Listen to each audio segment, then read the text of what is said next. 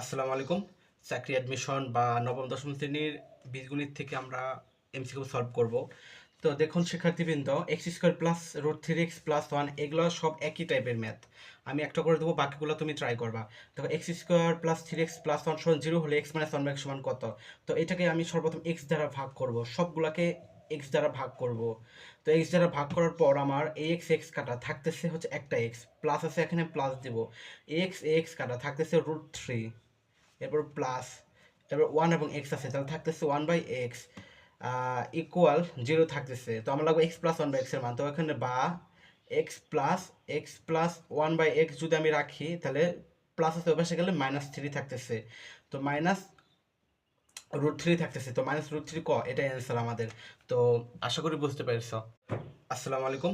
চাকরি অ্যাডমিশন বা নবম দশম শ্রেণীর বীজগণিত থেকে আমরা এমসিকিউ সলভ করব। তো দেখুন শিক্ষার্থীবৃন্দ, x square plus root three x plus one এগুলো সব একই টাইপের ম্যাথ। আমি একটা করে দেবো, বাকিগুলো তুমি ট্রাই করবা। দেখো, x square plus three x plus one সমান জিরো হলে এক্স মাইনাস ওয়ান বাই সমান কত? তো এটাকে আমি সর্বপ্রথম এক্স দ্বারা ভাগ করব, সবগুলাকে এক্স দ্বারা ভাগ করব।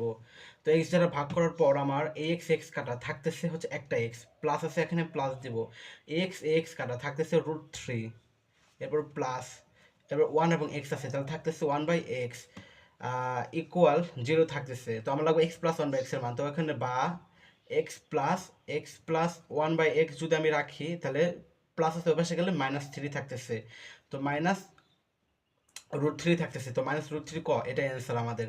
তো আশা করি বুঝতে পেরেছ।